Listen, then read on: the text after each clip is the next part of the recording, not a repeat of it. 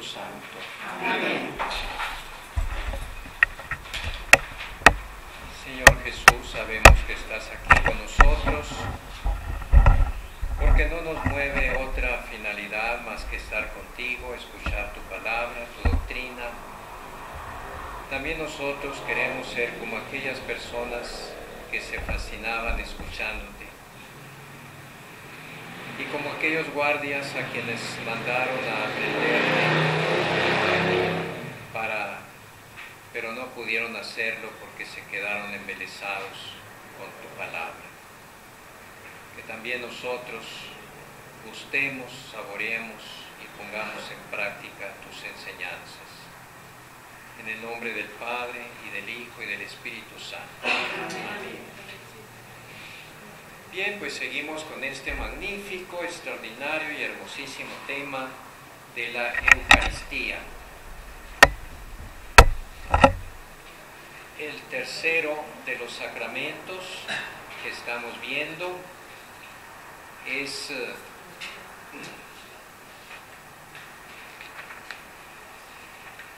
como el sacramento central de la Iglesia. Hoy vamos a ver la celebración litúrgica, cómo se realiza la Eucaristía, cuáles son sus partes y cómo se pueden identificar para vivirlas mejor. Lo primero que nos dice el catecismo es que la misa, así como la celebramos hoy en cualquiera de los 20 ritos que haya, es la misma que celebró Jesús en la última cena. Sus partes son las mismas, su contenido es el mismo, su sentido es el mismo.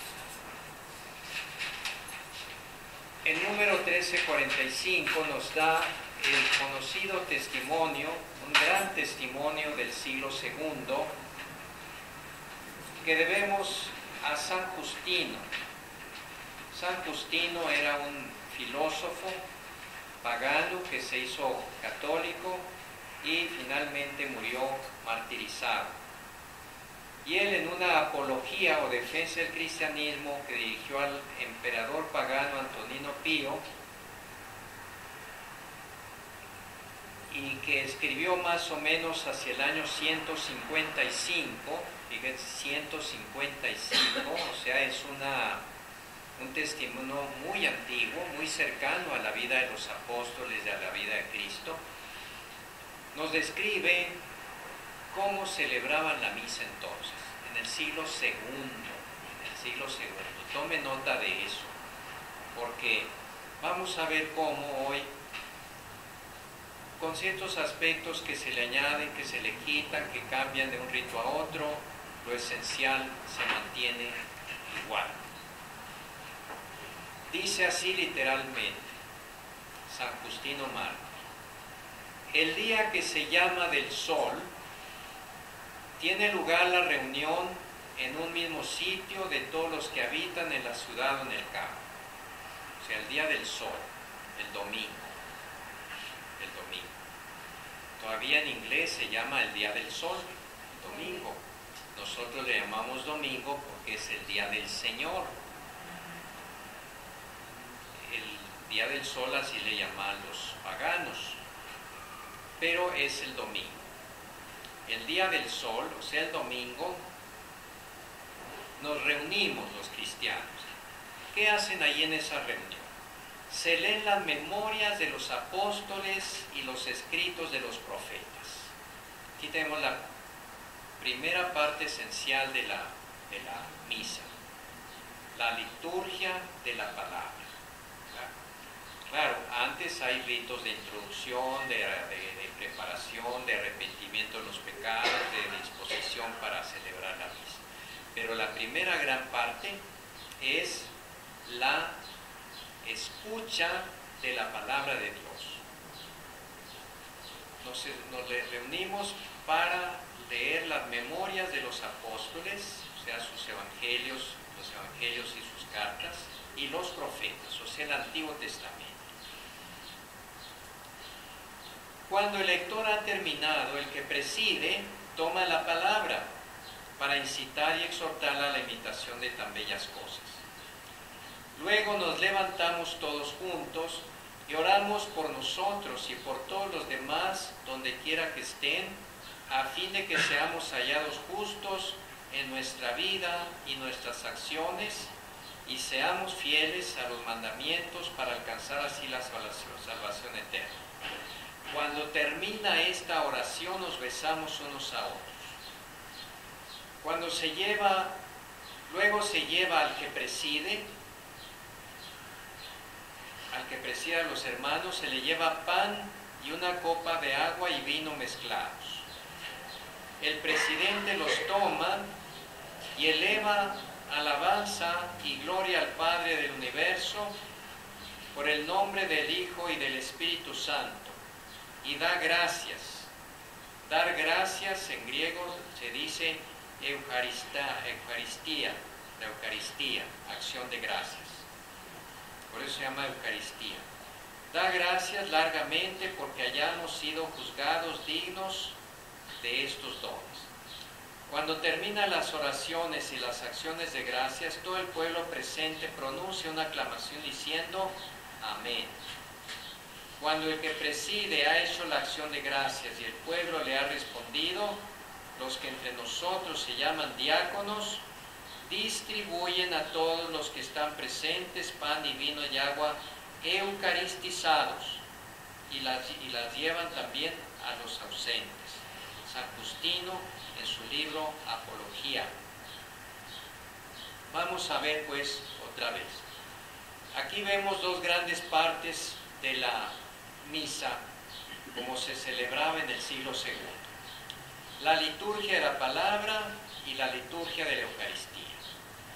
La liturgia de la palabra comprende las lecturas de los apóstoles, o sea, el Nuevo Testamento, y las del Antiguo Testamento, los profetas. Luego la homilía, decía,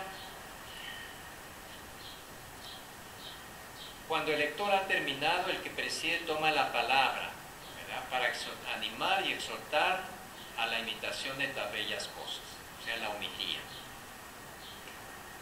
Antes se le decía el sermón.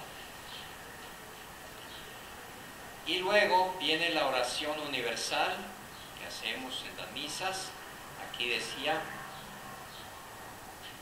y luego nos levantamos todos juntos y oramos por nosotros y por todos los demás donde quiera que estén. ¿Ven? Lectura, homilía y oración de los fieles. Es la primera parte. La segunda, la liturgia eucarística, con el ofertorio donde se presentan los dones del pan y del vino. El sacerdote, el que preside, hace la acción de gracias consecratoria y la comunión. O sea, convierte aquel pan y el vino en una Eucaristía, en una acción de gracias en el nombre de la Trinidad Santísima.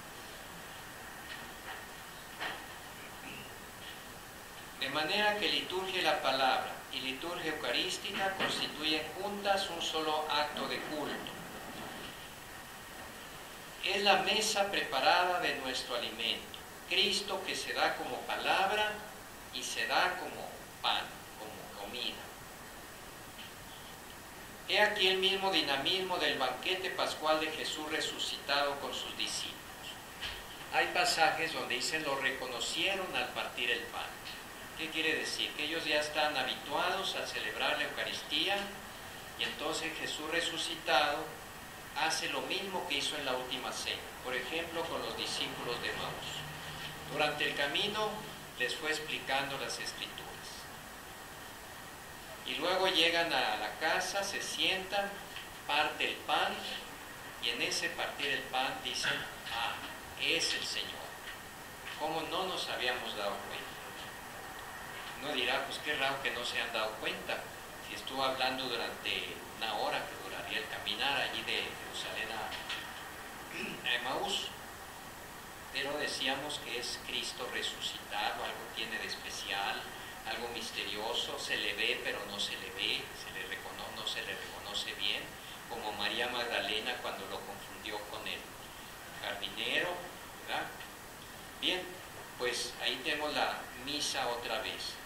¿Qué pasó con ellos? Es el Señor. Lo reconocieron y entonces cayeron en cuenta de que Él les había explicado las Escrituras y que ahora les daba a comer su cuerpo y su sangre resucitados.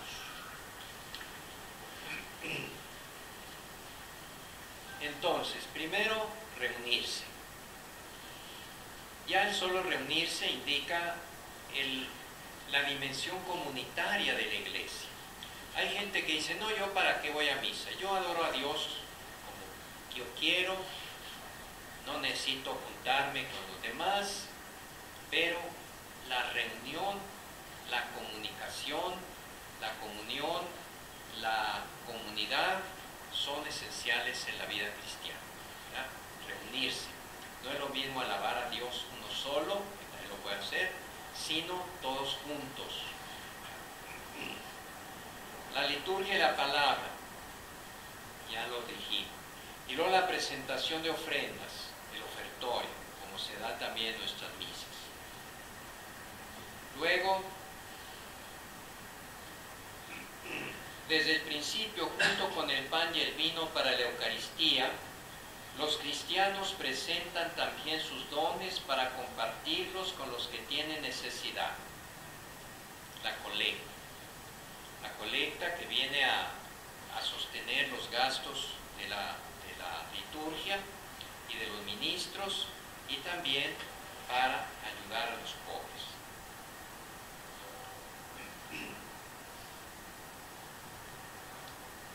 Luego viene la anáfora. En la consagración que llamó San Justino la eucaristización, es la anáfora. Es esa oración larga que viene desde el prefacio hasta cuando eleva el cáliz y la hostia, dice, por él, con él y en él, a ti Dios Padre omnipotente, todo honor y toda gloria, por los siglos de los siglos. Amén. Bien. Toda esa se llama la oración o plegaria eucarística o anáfora. Y actualmente hay 4 anáforas en el misal. Había solamente una, la que quedó como primera en esas 4. En el rito romano antiguo es una sola, pero ahora son 4 que uno puede escoger entre las 4. Y también hay de reserva otras para niños y otras para tiempo de penitencia, al final del misal. ¿Qué es la anáfora? Es la plegaria eucarística, es la oración de acción de gracias a la que se refería San Justino, es la oración de consagración con la que llegamos al corazón y a la cumbre de la celebración. Comienza con el prefacio, en que la Iglesia da gracias al Padre por Cristo en el Espíritu Santo. Toda la asamblea se une entonces a la alabanza incesante que la Iglesia celestial, los ángeles y todos los santos cantan a Dios 3 veces santo. Les decía la otra vez que la misa que estamos celebrando aquí en la tierra la están celebrando eternamente los santos y los ángeles en el cielo. Con esa adoración, santo, santo, santo, eres el Señor Dios de los ejércitos, lleno está en el cielo y la tierra de tu gloria, hosana en el cielo. Y luego viene la epíclesis, perdonen por estas palabritas, anáfora, epíclesis, anamnesis. Bueno, pues, ¿por qué nos vamos a asustar con ciertas palabras si nosotros aprendemos muy fácilmente que el iPod, que el iPad, que el chip, que no sé cuántas?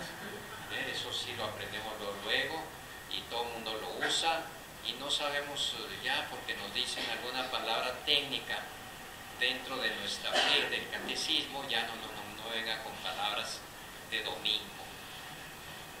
Claro que se puede utilizar otra palabra en español, pero como que usarla así en latín, en griego en este caso, lleva a la mente es directamente a lo que significa.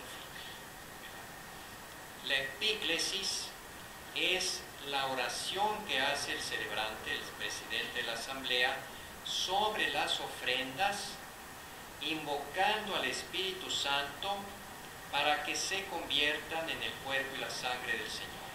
cuerpo, el pan y el vino, con agua, que se conviertan en el cuerpo y la sangre del Señor. El sacerdote, la iglesia, no puede hacerlo por sí solo. Por eso invoca al Espíritu Santo. Invoca al Espíritu Santo para que con su poder aquellos dones de la tierra se conviertan en sacramento de vida eterna.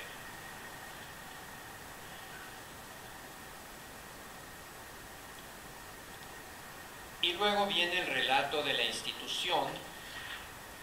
El relato de la institución, o sea, tomando las mismas palabras de Cristo, tomando pan en sus santas y venerables manos, partió y se lo dio a sus discípulos diciendo: tomen y coman, esto es mi cuerpo. Tomando la copa de vino, pasó a los discípulos: tomen y beban, esta es mi sangre que será derramada para el perdón de los pecados. Esas palabras que traen los sinópticos, habíamos dicho, San Mateo, Marcos y Lucas, y que repite después San Pablo en su primera carta a los Corintios, esas son las palabras que Cristo dijo en la última cena y que el sacerdote repite en la consagración según la orden misma de Cristo. Hagan esto en memoria mía. A mí me gusta mucho leer y ver en televisión también. Ya les he recomendado un programa que se llama El Regreso a Casa, en que son testimonios de gente que no era católica y se hace católica. Muchos de ellos en nuestro ambiente, especialmente en el ambiente de Estados Unidos más, casi todos son de ahí, pues eran protestantes, de alguna iglesia protestante.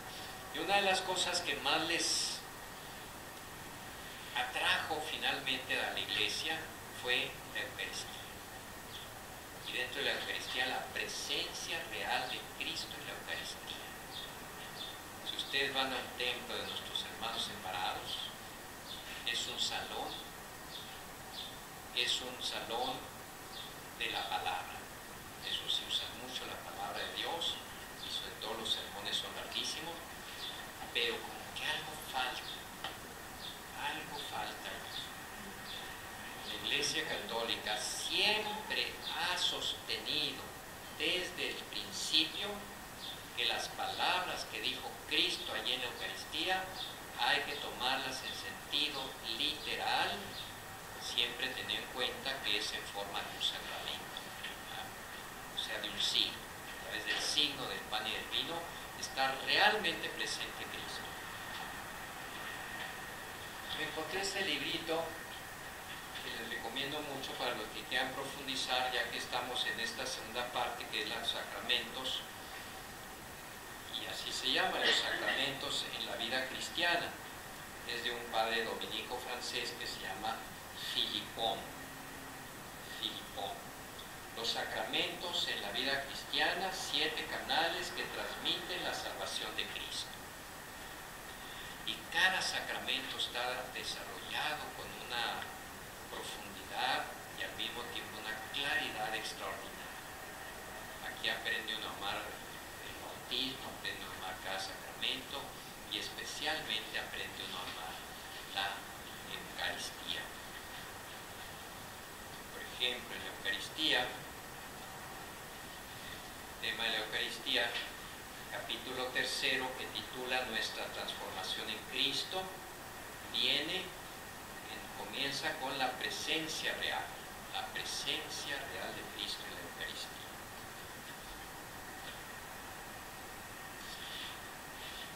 La luminosa fe de los santos sabía alcanzar bajo los velos de la hostia al Verbo encarnado habitando día y noche en medio de nosotros para proseguir en ella su obra de redención y mantenerse en ella perpetuamente ante la faz del Padre, a fin de interceder en nuestro favor. Nada ve el sentido de uno, la razón es excedida por el misterio, pero la fe nos garantiza la inefable certeza de la revelación divina. Las palabras de Jesús son claras. este o esto es mi cuerpo, esta es mi sangre. La Iglesia nos prescribe que las entendamos al pie de la letra y no como puros símbolos, que creamos con todo nuestro corazón que el cuerpo y la sangre, el alma y la divinidad del Verbo encarnado están allí cabalmente en la realidad y verdad de su sustancia, en virtud de la omnipotencia de Dios. Después del milagro de la transustanciación, Cristo todo entero está presente con su cuerpo, su sangre, su alma, o sea, su humanidad y su divinidad en la Santa Eucaristía. Al principio, cuando comenzamos este tema de los sacramentos, especialmente la Eucaristía, le recordaba yo aquella anécdota de una señora que no creía que los católicos creíamos que vea a Cristo realmente presente. Y a lo mejor muchos al vernos dirán, pues eso no creen que está realmente presente en Cristo en la Eucaristía, por la manera en que nos comportamos frente a Él. El Dios infinito, hecho hombre, glorioso en el cielo, estar aquí con nosotros en el sacramento de la Eucaristía, es para que estuviéramos nosotros en el templo arrobados, transformados, totalmente apabullados por esa presencia divina. Les contaba aquella anécdota, que no sé si ya olvidaron, de una señora en Ginebra, protestante, que sentía cierta atracción hacia la Iglesia Católica, pero la presencia de Cristo en la Eucaristía le costaba trabajo aceptar. Dijo, yo creo que eso ni los católicos lo creen. Los sacerdotes lo predican, dicen que sí, pero pues porque es su oficio, es su obligación decirlo, pero ellos no lo creen. Ya tenía mucho atractivo por las palabras del obispo de esa diócesis católica de aquí en Ginebra, y una vez en misa, fue a misa, pues el obispo habló allí muy bonito, la Eucaristía y todo eso. Dice, no, este señor pues está hablando aquí porque está hablando a ella, eso es su tarea, es su oficio, tiene que cumplir con él. Pero voy a ver si cuando todos se vayan, ¿qué hace él? Y se escondió detrás de una columna del templo, y el obispo terminó, se fue a la sacristía, se quitó las vestiduras, se fue toda la gente y volvió allí ante el sagrario. Y estuvo allí de rodillas, orando y adorando a Dios. Y aquella mujer se quedó admirada. Entonces se dio cuenta el obispo que alguien estaba allí, y ella salió de la columna y le dice, señora, ¿qué está haciendo usted aquí? Era una señora muy conocida, no es porque no supiera quién era. ¿Qué está haciendo aquí? Ella le contó todo, por qué se había escondido, para ver si él de veras creía. Pero ahora que lo ve solo, que no hay testigos y que sabe que él por convicción está haciendo aquello, dice, definitivamente este hombre sí cree. ¿Cuántos que nos vean a nosotros en la misa, en la iglesia, cuando está el Santísimo ahí en el sagrario, o que está expuesto, daremos la impresión de que creemos realmente que está presente la majestad divina allí en la hostia consagrada? Unos platicando, otros obviando.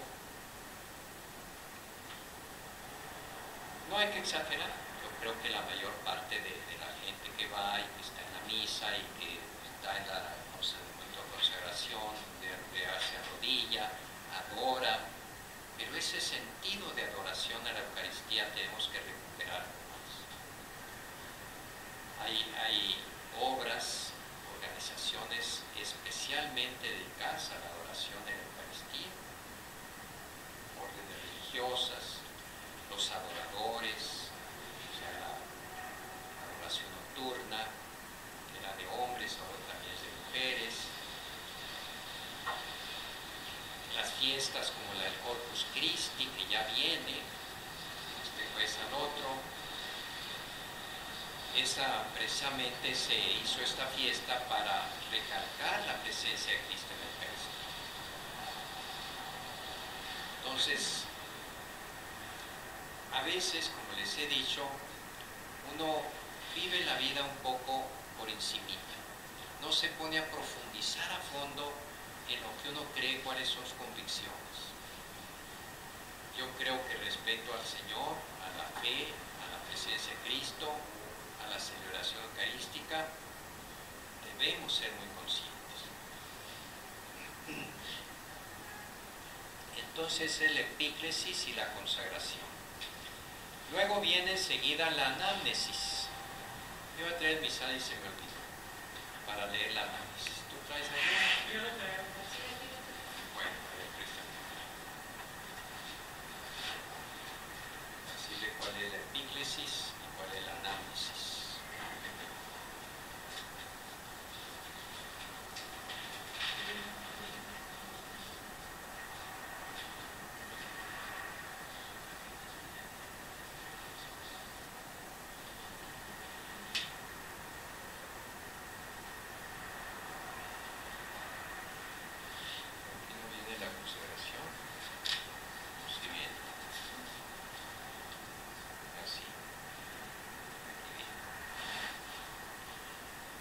Después del prefacio, por ejemplo en la plegaria número 2, hay una introducción y luego dice el sacerdote: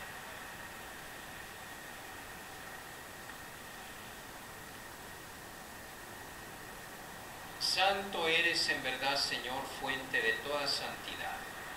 Y en ese momento pone las dos manos extendidas sobre el cáliz y el pan. Dice: por eso te pedimos que santifiques estos dones con la efusión de tu Espíritu. Los santifique, de manera que se conviertan para nosotros en el cuerpo y en la sangre de Jesucristo nuestro Señor. Ahí tiene la epíclesis. Y luego el relato: el cual, cuando iba a ser entregado a su pasión voluntariamente aceptada, tomó pan, dándote gracia, lo partió. O sea, es como si estuviera leyendo el Evangelio. Tomen y coman todos de él, porque esto es mi cuerpo que será entregado por ustedes. Y luego también la copa de vino. Luego viene la anamnesis. ¿Qué es esto? Así pues, Padre, al celebrar ahora el memorial de la muerte y resurrección de tu Hijo, te ofrecemos el pan de vida y el cáliz de salvación, y te damos gracias porque nos haces dignos de servirte en tu presencia. Al celebrar el memorial, anamnesis y memorial, es lo mismo, o sea, hacer memoria. Pero ya decíamos que memorial no es lo mismo que recordar algo. Memorial incluye el recordar, pero es algo más que recordar. Es hacer presente aquello que se recuerda. Hacer presente, hacer memoria es hacer. Entonces, ese es el memorial. Y aquí se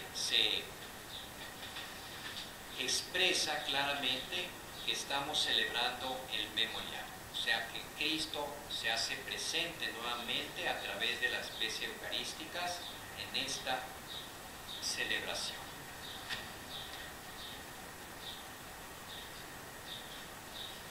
Luego vienen las intercesiones y finalmente la comunión, el que reciba uno el cuerpo y la sangre de Cristo.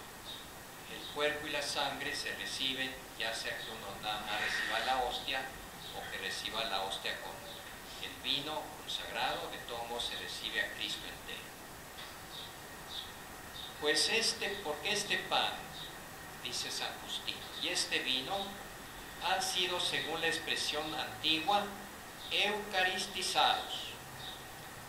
Llamamos a este alimento Eucaristía, y nadie puede tomar parte en él si no cree en la verdad de lo que se enseña entre nosotros. si no ha recibido el baño para el perdón de los pecados y el nuevo nacimiento, y si no vive según los preceptos de Cristo. Por eso, alguien que no cree, pues no puede recibir la Eucaristía, obviamente. Y como dice, y si no vive según los preceptos de Cristo, hay que estar preparado en gracia de Dios, o sea, no es que seamos perfectos, pero sí estar en el camino de cumplimiento de los mandamientos, y si he faltado gravemente a ellos, pues tengo que arrepentirme, recibir la absolución y comulgar. Así pues, desde los orígenes, en sustancia, la Eucaristía no ha cambiado a través de la diversidad de épocas y de liturgias. Cumplimos este mandato del Señor celebrando el memorial de su sacrificio. Al hacerlo ofrecemos al Padre lo que Él mismo nos ha dado, los dones de creación del pan y vino convertidos por el poder del Espíritu Santo y las palabras de Cristo en el cuerpo y la sangre del mismo Cristo. Así Cristo se hace realmente presente, aunque misteriosamente, o sea, a través del misterio que se capta a través de la fe. Entonces, ¿qué es la Eucaristía? Es acción de gracias y alabanza al Padre. No hay mejor acción de gracias a Dios. Por eso, cuando uno quiere dar gracias a Dios por algún motivo, que un aniversario de matrimonio, que los 15 años de la hija, que la graduación de los hijos, para nosotros lo mejor es la misa. ¿Por qué? Porque no son nuestros labios impuros o indignos los que le dan gracias a Dios. Es Cristo el que por nosotros y con nosotros da gracias a Dios. Eso quiere decir que a Dios le damos una acción de gracias perfecta.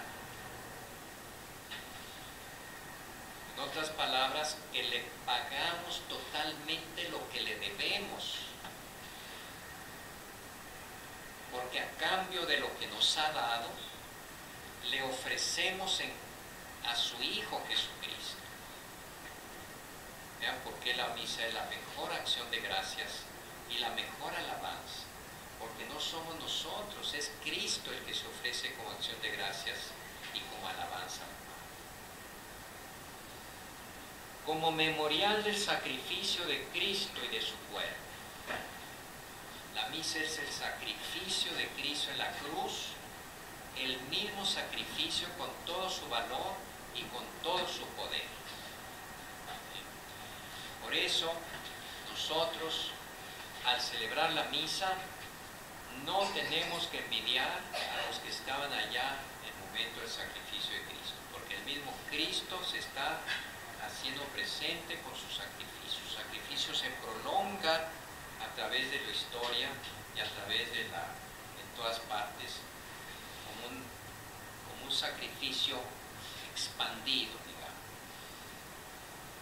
Y la Eucaristía es presencia de Cristo por el poder de su palabra y de su Espíritu, es la presencia real.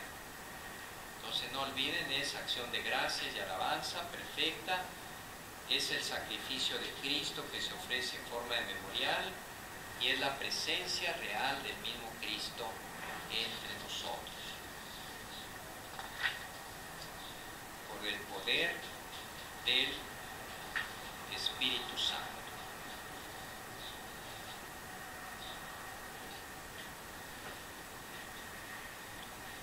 La presencia del verdadero cuerpo de Cristo y de la verdadera sangre de Cristo en este sacramento no se conoce por los sentidos, dice Santo Tomás, sino solo por la fe, la cual se apoya en la autoridad de Dios, que así lo dijo Jesús.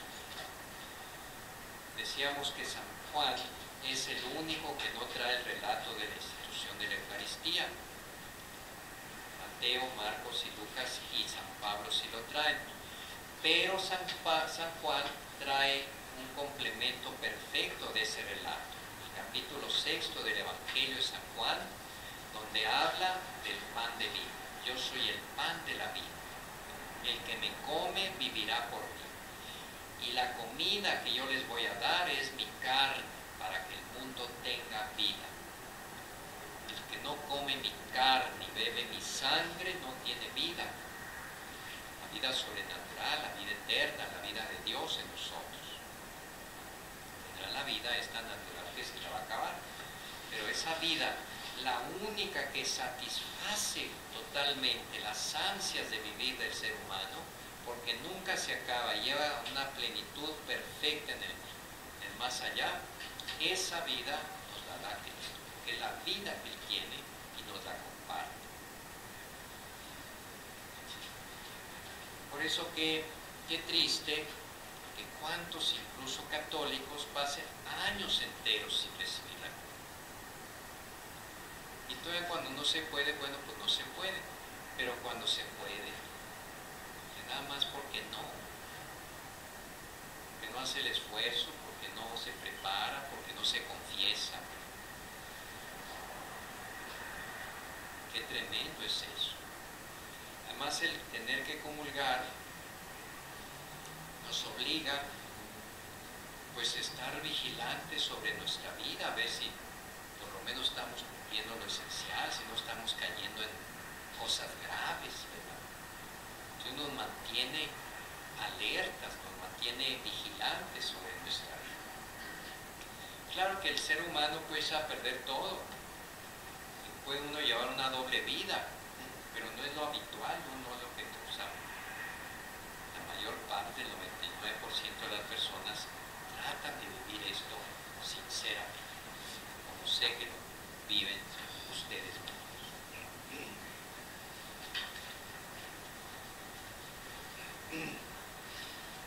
Finalmente decíamos, la misa es un banquete, es el sacrificio de Cristo, pero es un banquete, porque ese sacrificio se nos presenta ahora en forma de comer, de comida. El pan es comida, el vino es bebida, y al comer ese alimento celestial estamos participando en el banquete, que es como una especie de adelanto o figura del banquete celestial.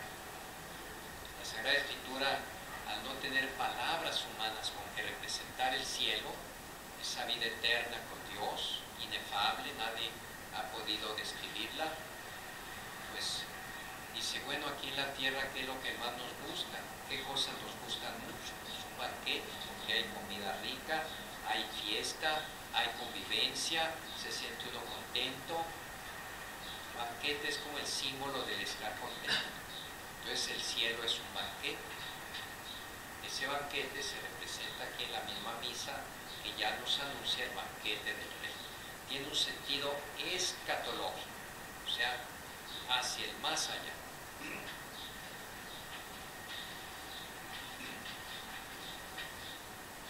Por eso dice Jesús, tomen y coman, esto es mi cuerpo, tomen y beban, este es mi sangre. ¿Y qué es lo que comemos y bebemos? A Cristo. ¿Pero cuál Cristo? ¿Cómo está Cristo? Está glorioso, resucitado. De manera que en la comunión se juntan, se unen el cielo y la tierra que somos nosotros, tierra agostada, reseca, mortal, y la vida eterna que ya existe en Cristo, esa se nos siembra en nuestra propia tierra mortal, reseca, que es nuestra vida aquí en la tierra, y ya traemos un germen de eternidad.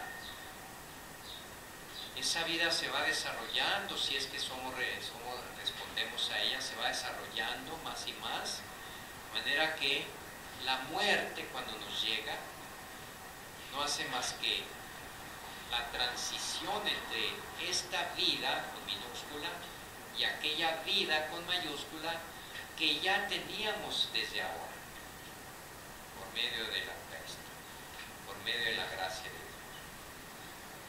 Dios. Es como una semilla de eternidad que se siembra en nuestra carne mortal y ya de alguna manera pertenecemos al cielo. y hay algo en nosotros que pertenece allá. Claro, eso uno lo puede perder, ¿verdad? Desgraciadamente. Por eso hay que estar vigilando y tratando de ser fieles a esa gracia, para no perder. ¿Cuáles son pues los frutos de la comunión? La comunión acrecienta en nuestra unión con Cristo. Recuerden lo que dijo Cristo: yo soy la vid, ustedes son los sarmientos. Si los sarmientos no están unidos a la vid, no pueden dar fruto. ¿A qué fruto se refiere? Se refiere al mérito que podemos tener con nuestra vida actual, nuestro trabajo, nuestras obras buenas, obviamente, para que tengan méritos delante de Dios y me ganen el cielo. Las puras obras humanas no tienen mérito. ¿Por qué? Porque son infinitamente pequeñas en comparación con lo que Dios nos da. ¿Y qué es lo que Dios nos da? Esto o aquello, el cielo, la felicidad, mucho más que eso. ¿Saben qué es lo que Dios nos da en el cielo? Él se nos da. Él es nuestra felicidad. Entonces, ¿con qué obras buenas podríamos nosotros ganarnos ese don infinito? ¿Quién puede decirle a Dios: oye, tú me debes el cielo porque he sido muy bueno? ¿Qué tan bueno puede haber sido que se gane haciendo una transacción comercial el cielo? Pero si esas obras nuestras, pequeñas, insignificantes, las hacemos en unión con Cristo, Cristo en nosotros, entonces tienen el valor de la vida de Cristo. Lavar los platos, hacer la comida, trabajar en el taller, dar clases en la escuela, cualquier cosa que haga uno unido a Cristo, tiene valor infinito, porque está uno unido a Cristo. Recibir la Eucaristía en la comunión da como fruto principal la unión íntima con Cristo Jesús. Él dice: quien come mi carne y bebe mi sangre, habita en mí y yo en él. Cuando comemos, convertimos la comida en nosotros, en carne, en sangre, en nervios, en huesos, nos fortalecemos. Pero cuando comemos a Cristo, resulta lo contrario, Él nos va convirtiendo en Él. Cada vez más Cristos. La vida en Cristo encuentra su fundamento en el banquete eucarístico. Lo mismo que me ha enviado el Padre que vive y yo vivo por Él, también el que me coma vivirá por mí.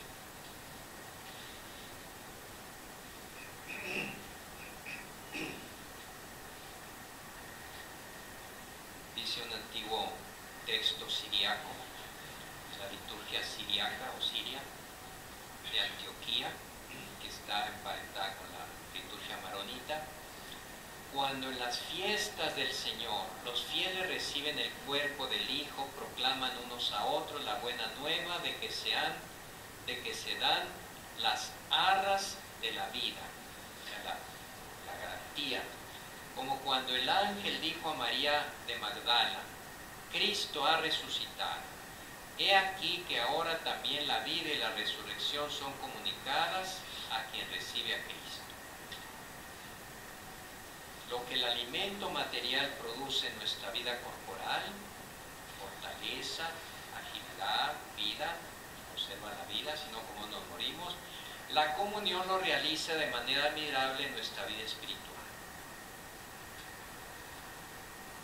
¿Por qué? Ya les dije, recibimos la carne de Cristo resucitado, vivificada por el Espíritu y vivificada. La comunión también nos fortalece frente al pecado. Seguimos siendo pecadores, seguimos cayendo, pero cada vez somos más fuertes para luchar contra el pecado. Yo repito muchas veces, que ante los pecados que uno cae con frecuencia, pues a veces hay que decirlo con toda humildad, es inútil luchar. Que ya no voy a mentir, que ya no voy a tomar, que ya no voy a esto. Pues al rato caes y caes y caes. Entonces, ¿cuál es el mejor remedio? Olvídate de eso. Olvídate de no mentir, de no tomar, de no hacer esto, de no hacer aquello. Concéntrate en Jesús. Fija la mirada en Cristo, ámalo cada vez más, recíbelo con todo tu corazón, adóralo, que esté en ti, y entonces tú serás fuerte, cada vez más fuerte. ¿Por qué? Porque no serás tú el que dices, ya no voy a mentir, ya no voy a echar maldiciones. Va a ser Cristo el que contigo va a resistir a las tentaciones. Como dice un dicho, Cristo y yo somos mayoría.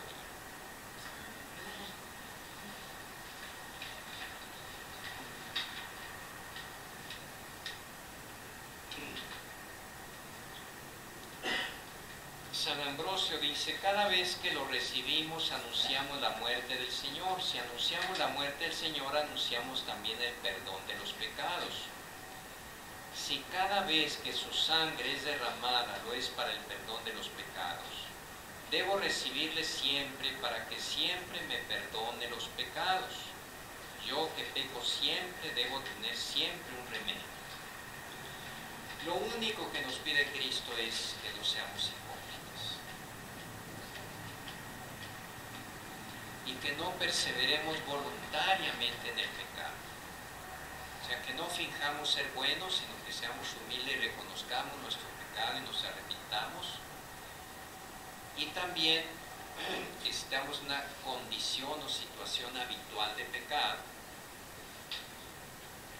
pues la dejemos, que sería una contradicción. Por ejemplo, alguien que tiene de negocio una casa de citas, se va a confesar, Padre, quiero comulgar, me voy a arrepentir, me vengo a confesarme, pero tengo una casa de citas. Y dice el Padre, pues qué bueno que te arrepientas, ¿y cuándo la vas a cerrar? Ah, no, yo no la voy a cerrar, pues de ahí vivo. Entonces tú quieres continuar en una situación habitual de pecado. Hay ahora una discusión enorme con ocasión del Sínodo de la Familia y con ocasión de la exhortación Amoris Laetitia sobre si los divorciados pueden comulgar o no comulgar. El Papa, no solo Francisco, el Papa Benedicto, el Papa Juan Pablo y todos los papas anteriores de la Iglesia siempre, aunque no sea algo tan insistente, ha dicho los divorciados que se han vuelto a casar no están excomulgados, son parte de la Iglesia y tienen que ponerse un camino de perfeccionamiento espiritual y dejarse que el Señor los lleve hacia donde Él quiera llevarlos, porque Él los ama. Pero ese acompañamiento no puede concluir en que pueden comulgar. Entonces se afectaría primero la misma Eucaristía, segundo el sacramento de la penitencia, tercero el sacramento del matrimonio.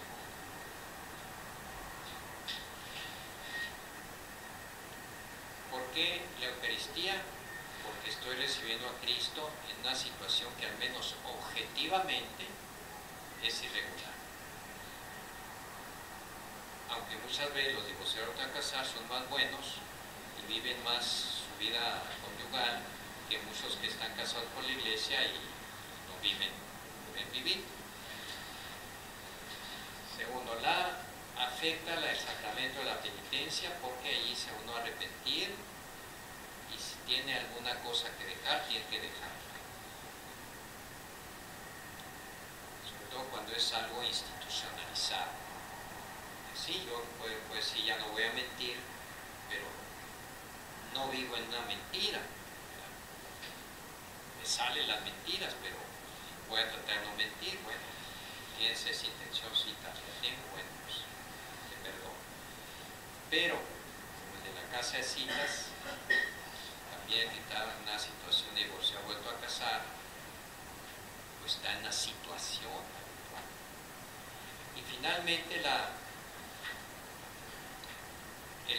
sacramento del matrimonio, porque ese ya hemos sabido siempre es indisoluble mientras vivan los dos esposos. ¿Qué va a pasar cuando vean los que han tratado de ser fieles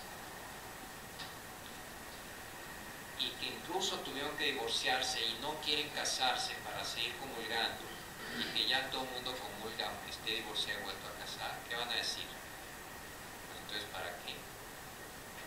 ¿Para qué tanto relajo? Entonces 20 siglos me estuvieron engañando, ¿ok? Para que ahora salgan que sí se puede comulgar. Es algo serio, no crean, es algo muy serio. Y algunos están interpretando el Amoris Laetitia como que ya todo el mundo puede, digo, no todo el mundo, completamente los pueden volver a casar, a comulgar. Sí pueden sí pueden comulgar bajo ciertas condiciones muy estrictas, aunque sigan juntos por razón de los hijos especialmente.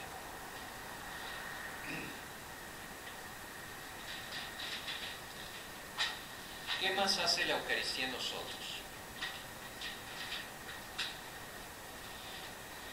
La unidad del cuerpo místico. La Eucaristía hace la Iglesia. Precisamente en la Eucaristía es donde la Iglesia se expresa, se manifiesta como lo que es, una asamblea. ¿Y cómo es esa asamblea? En ella hay de todo. En primer lugar, pecadores. Todos somos pecadores, estamos en la Iglesia, no estamos en la Iglesia porque no seamos pecadores. Al Papa Francisco le gusta mucho esa expresión: la Iglesia es como un hospital de campaña, donde llegan todos heridos, mutilados, aporreados, moribundos. Pues para eso está esa Iglesia, para curarlos, para sanarlos, para ayudarlos. Es como un hospital de campaña. No es una iglesia de perfectos, sí de gente que quiere santificarse y acude a la fuente que son los sacramentos, que es la fe en Cristo, para irse santificando y venciendo el pecado. Pero hay de todo. Y no se puede arrancar como en algunas sectas puritanas que querían hacer una iglesia de puros, o sea, solamente puros, para que no hubiera ningún pecado. ¿De dónde lo van a sacar? Y la iglesia, pues, es una iglesia pecadora porque somos pecadores, pero santa en sí misma, como fundada por Cristo y porque tiene todos los elementos para que nos santifiquemos. Les decía que en nuestras asambleas dominicales se da lo que debe darse en la sociedad. No somos conscientes muchas veces de eso, pero ahí están los ricos y los pobres sentados en la misma barca. Están incluso los pordioseros que entran como en su casa, como en su propia casa. Está el loquito del barrio, del pueblo, que va allí porque siente que es su casa. Todos se sienten en su casa.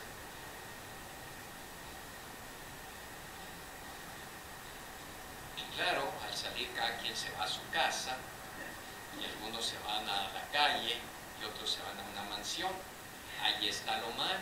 No hemos aprendido la lección de la misa.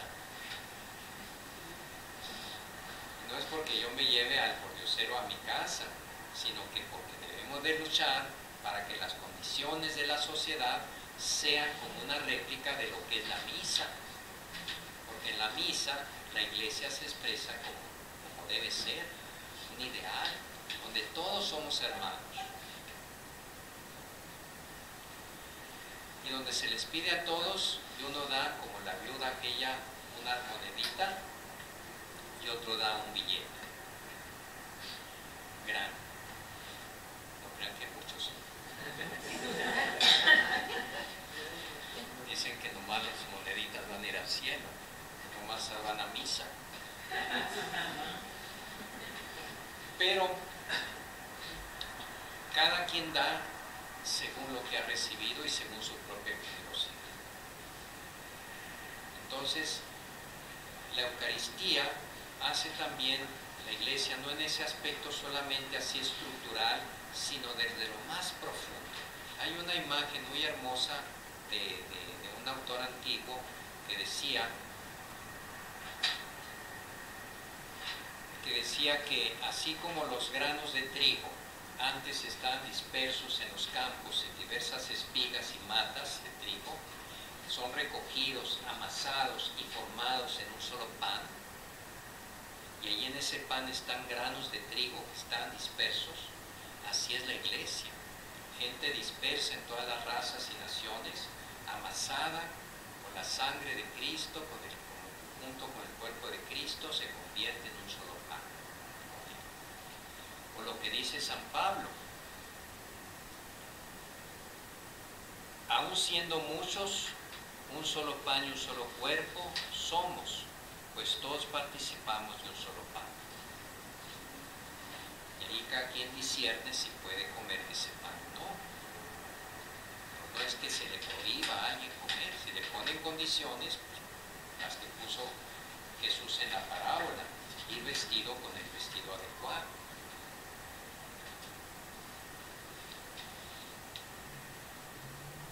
Otro fruto de la Eucaristía. La Eucaristía ya hablamos de algo de eso, entraña un compromiso en favor de los pobres. Yo diría que más en favor de los pobres, nos obliga a luchar por una sociedad más justa y más fraterna. Realmente eso es luchar por los pobres. Sí, la Iglesia crea instituciones de beneficencia. Aquí mismo era un comedor para pobres. Pues todavía se acercan de repente y se asustan. Pero es por eso que vienen porque aquí dan comida.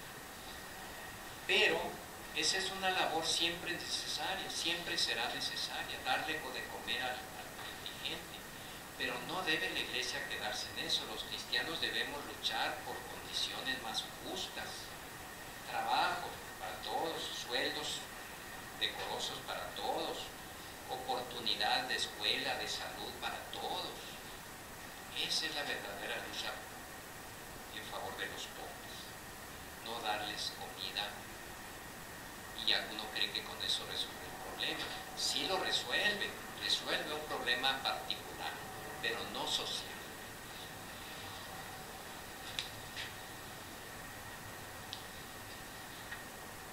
Ay, San Juan Crisóstomo, cómo era claridoso, con razón le fue como le fue. Has gustado la sangre de Cristo, dice a los cristianos, y no reconoces a tu hermano. Deshonras esta mesa de la Eucaristía, no juzgando digno de compartir tu alimento al que ha sido juzgado digno de participar en esta mesa. Dios te ha liberado de todos los pecados y te ha invitado a ella, y tú aún así no te has hecho más misericordioso. No, entonces no es nada. Si leyéramos a todo lo que dice, nos espantamos, parecería comunista hoy. Finalmente, otro fruto es la unidad de los cristianos. Bueno, ya vimos que es la unidad de la Iglesia, la unidad del cuerpo místico, pero la Eucaristía siempre como que nos impulsa a buscar la unidad de todos los que confesamos a Cristo, porque Cristo es el único que podemos encontrar la unión, los que somos cristianos de diferentes iglesias separadas. Ante la grandeza de este misterio, y aquí termino, San Agustín exclama: oh sacramento de piedad, oh signo de unidad, oh vínculo de caridad. Cuanto más dolorosamente se hacen sentir las divisiones de la Iglesia que rompen la participación común en la mesa del Señor, tanto más apremiantes son las oraciones al Señor para que lleguen los días de la unidad completa a todos los que creen en Él.